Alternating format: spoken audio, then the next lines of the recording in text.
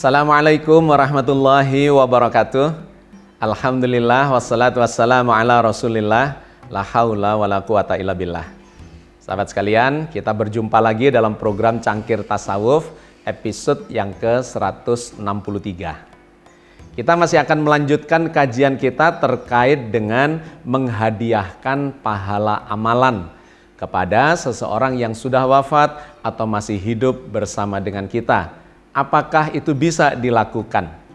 Kita sudah melakukan beberapa kajiannya di episode-episode yang lalu, di antaranya terkait dengan menghadiahkan pahala doa atau bacaan Al-Quran atau kirim doa. Atau di episode yang lain kita juga sudah membahas terkait dengan menghadiahkan pahala sedekah. Apakah itu bisa dan boleh dilakukan? Silahkan disimak di episode yang lalu.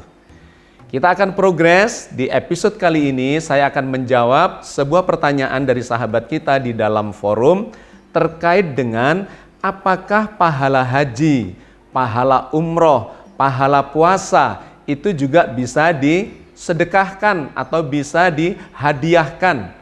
Apakah umroh dan haji bisa diwakilkan yang dikenal sebagai badal haji atau badal umroh? Termasuk ada yang mempertanyakan puasa apakah juga bisa diwakilkan, dibadalkan. Sahabat sekalian, dalam kesempatan kali ini kita akan fokus untuk mengkaji bagaimana sumber informasi dari hadis bercerita tentang itu dan kemudian kita cross check dengan informasi dari dalam Al-Quran Al-Karim. Pemahaman tentang badal haji, umroh, dan puasa itu bersumber dari hadis, bukan bersumber dari dalam Al-Quran Al-Karim. Ada sejumlah hadis yang dijadikan sebagai dalil oleh sebagian dari kita untuk membenarkan atau menyimpulkan bahwa badal haji, badal umroh, bahkan puasa itu bisa dilakukan. Mari kita coba telusuri sejumlah hadis berikut ini. Yang pertama adalah hadis yang diriwayatkan oleh Imam Muslim. Dari Ibnu Abbas radhiyallahu anhu diriwayatkan bahwa ada seorang wanita dari kabilah Khotham bertanya, "Wahai Rasulullah, sesungguhnya bapakku adalah seorang yang sudah tua renta. Dia masih memiliki kewajiban haji. Sementara dia tidak mampu lagi menunggang di atas untanya." Lalu Nabi Shallallahu Alaihi Wasallam bersabda, "Kalau begitu hajikanlah dia." Dari hadis ini disimpulkan bahwa seseorang yang sudah tua renta tidak mampu untuk berangkat haji, tidak mampu lagi menunggang unta, kata hadis ini, maka dibolehkan untuk diwakilkan hajinya. Satu. Yang kedua, ada hadis lain yang diriwayatkan oleh Imam Bukhari. Berikut ini. Dari Ibnu Abbas radhiyallahu anhu diriwayatkan, dia berkata, seseorang laki-laki mendatangi Nabi Shallallahu Alaihi Wasallam dan berkata, "Saudara perempuan saya bernadar untuk berhaji, tetapi dia meninggal dunia." Kemudian Nabi Shallallahu Alaihi Wasallam bersabda, "Bagaimana kalau saudara perempuanmu itu berhutang? Apakah engkau melunasinya?" Laki-laki itu berkata, "Ya." Nabi Shallallahu Alaihi Wasallam bersabda, "Lunasilah hutang kepada Allah, karena hutang kepada Allah lebih berhak pelunasannya." Hadis riwayat Bukhari. Jika di hadis yang pertama tadi kesimpulannya terkait dengan seseorang yang sudah tua renta dan tidak mampu naik haji boleh diwakilkan, maka di hadis yang kedua ini kaitannya adalah dengan seseorang yang bernadar. Pada saat dia hidup, dia bernadar untuk melakukan ibadah haji, tetapi kemudian meninggal dunia. Maka nadar itu dianggap sebagai hutang. Dan ketika ditanyakan kepada Rasulullah, maka saudaranya itu mewarisi hutang itu untuk membayarkan nadar itu dan kemudian mewakilinya untuk pergi ibadah haji. Sahabat sekalian, dari dua hadis ini dan sejumlah hadis yang lainnya disimpulkanlah secara umum bahwa haji itu boleh diwakilkan katanya. Tetapi sesungguhnya kalau kita mencermati kondisi dari kedua hadis itu, maka kita perlu mengkaji lebih mendalam dan mendetail. Apakah ini berlaku umum? Sehingga setiap orang tua yang tidak mampu kemudian kita bisa mewakilkan, membadalkan hajinya. Atau seseorang yang sudah meninggal, maka ahli warisnya harus membadalkan itu. Maka kalau kita cermati sesungguhnya ada kondisi yang menyertai. Hadis yang pertama itu mengatakan bahwa orang tuanya sudah tidak mampu, maka diwakili oleh anaknya. Padahal yang demikian ini oleh Al-Quran sudah diberi gambaran sangat jelas bahwa sesungguhnya haji itu hanya diwajibkan bagi orang yang mampu. Baik mampu dari segi rezeki, mampu dari segi kekuatan fisiknya, mampu dari segi kesempatan dan sebagainya, pokoknya masuk dalam kategori mampu, maka itu menjadi wajib. Tetapi ketika kemampuan itu tidak dimiliki, maka kewajibannya menjadi gugur. Karena itu orang yang bisa naik haji, pergi ke tanah suci, itu sesungguhnya sangat sedikit di seluruh dunia ini. Untuk Indonesia misalnya, kuota kita hanya sekitar 200 ribuan. Padahal jumlah umat Islam di Indonesia ini lebih dari 200 juta. Jadi hanya sekitar 1% saja atau tidak sampai orang-orang yang memang diwajibkan untuk bisa pergi haji. Selebihnya ketika kemampuan itu tidak dimiliki dalam konteks apapun, maka dia tidak dikenai kewajiban haji. Itu yang pertama. Allah berfirman terkait dengan hal itu di dalam surat Ali Imran ayat 97. Walillahi 'alan nasi hajjul baiti man istata'a ilaihi sabila wa man kafara fa innallaha ghaniyun 'anil 'alamin. Mengerjakan haji adalah kewajiban bagi manusia terhadap Allah, yaitu bagi orang yang sanggup mengadakan perjalanan ke Baitullah. Barang siapa mengingkari kewajiban haji, maka sesungguhnya Allah Maha Kaya, tidak memerlukan sesuatu apapun dari alam semesta. Poin penting dari ayat ini adalah memberikan syarat dan kondisi pada perintah ibadah haji itu, bahwa seseorang dikenai kewajiban haji ketika dia sanggup, ketika dia mampu dengan segala macam kondisi yang menyertainya. Tetapi ketika tidak mampu, tidak sanggup, maka sesungguhnya itu tidak menjadi kewajiban lagi, menjadi gugur kewajibannya dikarenakan dia masuk dalam kategori tidak mampu. Sehingga terkait dengan seseorang yang sudah tua, maka ketika dia tidak sanggup lagi, bukan dikarenakan tidak punya rezeki, tetapi dikarenakan fisiknya tidak memungkinkan untuk pergi ke tanah suci, maka sesungguhnya kewajiban haji itu sudah gugur baginya. Apalagi sudah meninggal dunia, maka kewajiban itu gugur baginya. Kecuali ada syarat lain atau kondisi lain yang menyertai seperti yang diceritakan oleh hadis yang kedua, yaitu dia bernadar. Jadi kalau ada seseorang pada saat hidupnya dia bernadar, berjanji untuk melakukan ibadah haji, maka ketika dia wafat dan belum sempat untuk menunaikan nadarnya itu dikategorikan sebagai hutang. Nah, ketika hutang, maka itu diwariskan kepada ahli warisnya. Dalam konteks inilah ibadah haji itu boleh dilakukan dengan cara dibadalkan. Untuk apa? Konteksnya adalah membayar nadar. Bukan dikarenakan ibadah hajinya, tetapi dikarenakan dia bernadar dan itu masuk dalam kategori hutang. Maka ketika itu masuk dalam kategori hutang, ahli warisnya memiliki kewajiban untuk membayarkan hutang itu. Jadi sahabat sekalian, kita harus cermat memahami konteks dari informasi di dalam hadis yang dijadikan landasan untuk badal haji atau badal umroh itu. Yang kedua terkait dengan puasa.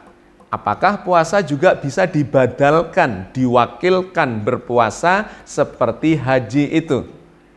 Nah, ini disandarkan pada sumber hadis juga. Yang pertama adalah hadis yang diriwayatkan secara mutafakun alaih atau disepakati oleh para ulama terkait dengan boleh digantikannya puasa itu ketika orangnya sudah meninggal dunia atau tidak mampu. Mari kita baca hadisnya. Dari Aisyah radhiyallahu anha diriwayatkan bahwa Rasulullah Shallallahu alaihi wasallam bersabda, barang siapa meninggal dunia padahal dia berhutang puasa, maka walinya lah yang berpuasa untuknya. Hadis riwayat muttafaqun alaih. Sedangkan hadis yang kedua diriwayatkan oleh Imam Bukhari. Dari Ibnu Abbas radhiyallahu anhu diriwayatkan, dia berkata, seorang laki-laki datang menghadap Nabi Shallallahu alaihi wasallam. Kemudian berkata, ya Rasulullah, sungguh ibuku telah wafat padahal dia punya kewajiban puasa 1 bulan. Apakah saya dapat berpuasa menggantikannya? Nabi menjawab, jika seandainya ibumu memiliki hutang, apakah engkau akan membayarkannya? Laki-laki itu menjawab, iya. Selanjutnya Nabi bersabda, hutang kepada Allah lebih berhak untuk ditunaikan. Hadis riwayat Bukhari. Masih senada dengan itu, Imam Ahmad juga meriwayatkan sebuah hadis tentang membayar hutang puasa itu terkait dengan nadar seseorang untuk berpuasa. Berikut ini. Dari Ibnu Abbas radhiyallahu anhu diriwayatkan bahwa ada seorang perempuan berlayar mengarungi lautan. Lalu dia bernadar, seandainya Allah menyelamatkannya, dia akan berpuasa selama 1 bulan. Lalu Allah menyelamatkannya, tapi dia tidak berpuasa sampai ia meninggal. Lalu keluarganya datang menghadap Rasulullah Shallallahu alaihi wasallam dan menceritakan hal tersebut. Lalu beliau bersabda, berpuasalah untuknya. Hadis riwayat Ahmad. Kalau kita baca ketiga hadis tentang puasa ini, maka konteksnya ternyata sama. Bukan terkait dengan puasanya, melainkan terkait dengan nadar dan hutangnya. Ketika seseorang bernadar, berpuasa, dan kemudian dia meninggal dunia, maka sekali lagi itu masuk dalam klasifikasi kategori hutang. Dan ketika punya hutang, meninggal, maka ahli warisnya yang mewarisi hutang itu dan berkewajiban untuk membayar hutang atau nadar tersebut. Jadi tidak bisa digeneralisasi bahwa puasa itu bisa dibadalkan. Orang tua kita ketika tidak mampu menjalankan puasa, kemudian sebagai anak, sebagai ahli waris, baik beliau masih hidup ataupun sesudah wafat, kemudian kita mewakili untuk berpuasa. Itu sesungguhnya tidak mendapatkan pijakan dalil yang tepat. Dikarenakan di dalam Al-Quran juga sudah dijelaskan bagaimana cara membayar hutang puasa itu, yang namanya mengqadha puasa itu. Allah berfirman tentang hal itu misalnya di dalam surat Al-Baqarah 184. Faman kana minkum maridun aw ala safarin fa iddatum min ayyamin ukhra wa 'alal ladzina yutiqunahu fidyatun ta'amu miskin. Maka barang siapa di antara kamu sakit atau dalam perjalanan lalu tidak berpuasa, maka wajib mengganti sebanyak hari yang ditinggalkan pada hari-hari yang lain. Dan bagi orang yang berat menjalankannya, wajib membayar fidyah, yaitu memberi makan seorang miskin. Jadi mengqadha puasa itu sudah diatur di dalam Al-Quran Al-Karim. Ketika seseorang dikarenakan sakit atau keberatan menjalankan ibadah puasa dikarenakan sesuatu hal, maka dia boleh mengganti di hari yang lain, si orang itu sendiri. Atau mengganti dengan fidyah, yaitu makanan bagi orang miskin. Nah, apalagi ketika si orang itu sudah meninggal dunia, sesungguhnya tidak ada kewajiban untuk mengganti puasanya itu oleh ahli warisnya. Kecuali dia itu bernadar atau berjanji untuk melakukan puasa dan kemudian meninggal dunia. Yang jadi masalah bukan puasanya sesungguhnya, melainkan adalah nadarnya itu, janjinya itu yang masuk dalam kategori hutang. Maka karena masuk kategori hutang, ahli warisnya dianjurkan, disarankan atau bahkan diwajibkan untuk membayar hutang itu. Nah, membayar hutang puasa itu bisa dilakukan dengan dua cara. Bisa mengganti di hari lain dengan cara berpuasa, atau yang kedua dengan fidyah. Boleh diatasnamakan orang yang meninggal dunia itu sebagai membayar nadarnya. Bukan dikarenakan beliau sudah wafat misalnya, kemudian tidak berpuasa lagi. Kalau itu yang dilakukan, nanti setiap tahun kita lantas mempuasakan beliau. Kenapa? Karena sudah wafat, setiap tahun tidak bisa berpuasa Ramadan, kemudian ahli warisnya jadi membayar terus setiap bulan. Bukan begitu masalahnya. Nah, sahabat sekalian, semua ibadah mahdoh yang ada di dalam rukun Islam sesungguhnya itu bersifat personal, fardu ain. Misalnya syahadat. Apakah syahadat itu boleh diwakilkan? Ya nggak bisa. Karena syahadat itu sesungguhnya adalah komitmen dari seseorang untuk menjalani agama ini.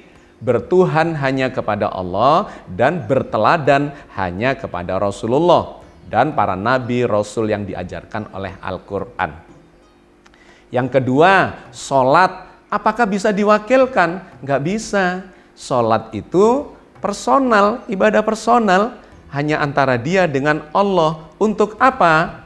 Diceritakan dalam Al-Quran, aqimis sholata lidzikri, dirikanlah sholat untuk berzikir kepada Allah. Wasta'inu bisabri wassholah, berdoalah, minta tolonglah kepada Allah. Inna a'toinakal kautsar fasholli li rabbika wanhar. Allah sudah memberi karunia yang banyak, maka sholatlah untuk bersyukur kepadanya. Bersifat personal. Tanha anil fahsya'i wal munkar, supaya tercegah dari perbuatan keji dan munkar. Jadi manfaat sholat, pahala sholat itu diperoleh oleh orang yang melakukannya, yang menjalaninya. Tidak bisa diwakilkan nanti kalau sudah wafat atau tidak mampu menjalankan sholat, apakah boleh sholat itu dilakukan oleh ahli warisnya? Nggak perlu. Karena sholat itu adalah ibadah yang bersifat personal. Yang ketiga, puasa. Sama juga. Puasa itu kata Al-Quran, la'allakum tattaqun. Semoga pelaku puasa itu menjadi orang yang lebih bertakwa. Atau kata Nabi, sumu tasihu. Berpuasalah maka menjadi lebih sehat. Untuk siapa? Untuk pelaku puasa itu. Kalau kemudian dia sudah tidak mampu menjalankan, maka sudah diatur oleh Al-Quran. Lakukan di hari lain kalau masih bisa, tetapi kalau tidak bisa, diganti saja dengan fidyah. Kalau dua-duanya sudah nggak bisa, ya tidak bisa diwakilkan, kecuali itu nadar atau hutang, ya janji. Yang keempat, sedekah, zakat. Apakah kalau orangnya sudah meninggal, kemudian kita harus menzakatinya, bersedekah atas namanya? Tidak perlu. Karena itu bersifat personal, sudah selesai kewajibannya. Termasuk umroh, haji, ketika sudah wafat, sudah tidak sanggup melakukan, bahkan ketika masih hidup pun, itu sudah tidak dikenai kewajiban untuk melakukan ibadah haji itu. Oke sahabat sekalian, jadi sudah clear ya masalahnya, bahwa ibadah mahdoh itu sebenarnya tidak bisa diwakil-wakilkan, kecuali itu bersifat hutang belaka atau bersifat nadar. Ini seiring dengan apa yang disampaikan oleh Rasulullah, pada saat seseorang itu sudah meninggal, maka terputuslah semua amalannya, terputus semua kewajibannya, kecuali 3 hal yang masih akan terus mengalir ke alam barzah. Sebagaimana disampaikan oleh beliau dalam hadis berikut ini. Idza matal insanu inqata'a amaluhu illa min salasin, min shadaqatin jariyatin, wa ilmin yuntafa'u bihi wa waladin salihin yad'ulah. Jika seseorang meninggal dunia, maka terputuslah amalannya, kecuali 3 perkara, yaitu sedekah jariah, ilmu yang dimanfaatkan, atau doa anak yang soleh. Hadis riwayat Muslim. Jadi sahabat sekalian, sangat clear sesungguhnya ajaran dari dalam Al-Quran maupun hadis ini, bahwa ibadah mahdoh itu bersifat nafsi-nafsi, bersifat sendiri-sendiri, masing-masing, karena itu adalah ibadah personal antara dirinya dengan Allah. Pahala dan dosa itu sesungguhnya bersifat personal, tidak bisa diwakilkan, tidak bisa dipindah tangankan, tidak bisa dihadiah-hadiahkan, tidak bisa diatasnamakan. Yang ada adalah semua dosa dan pahala itu kembali kepada orang yang melakukannya. Allah banyak berfirman tentang ini di dalam Al-Quran Al-Karim. Salah satunya di dalam surat Al-Baqarah 286. Laha ma kasabat wa 'alaiha maktasabat. Dia mendapat pahala dari kebajikan yang diusahakannya sendiri, dan dia mendapat siksa dari kejahatan yang dikerjakannya sendiri. Demikian pula di dalam surat An-Najm ayat 38 dan 39, di mana Allah mengajarkan kepada kita bahwa pahala dan dosa itu akan kembali kepada orang yang melakukannya sendiri. Alla taziru waziratu wizra ukhra wa allaysa lil insani illa ma sa'a. Ketahuilah bahwasanya seseorang yang berdosa tidak akan memikul dosa orang lain, dan bahwasanya seorang manusia tiada memperoleh selain apa yang telah diusahakannya. Jadi sahabat sekalian, sangat jelas Allah mengajarkan di dalam kitab suci kita, dalam Al-Quran Al-Karim, bahwa setiap perbuatan kita, baik itu kebajikan atau kejahatan, pahala dan dosa, itu menjadi tanggung jawab masing-masing orang yang melakukannya. Termasuk ketika dia mengajarkan pada orang banyak kebajikan atau keburukan.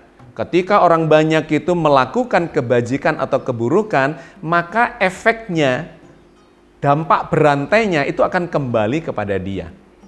Baik pahala ataupun dosa disebabkan oleh pahala atau dosa yang mengalir dari orang-orang yang diajari untuk melakukan kebajikan atau keburukan itu. Tetapi poin pentingnya yang dinilai oleh Allah adalah karya kita, karya langsung maupun karya berantai, yang ketika kita sudah wafat pun dikarenakan itu berantai, dijalankan oleh orang banyak, maka kita punya saham dan semuanya akan masih mengalir kepada kita meskipun kita sudah hidup di alam barzah.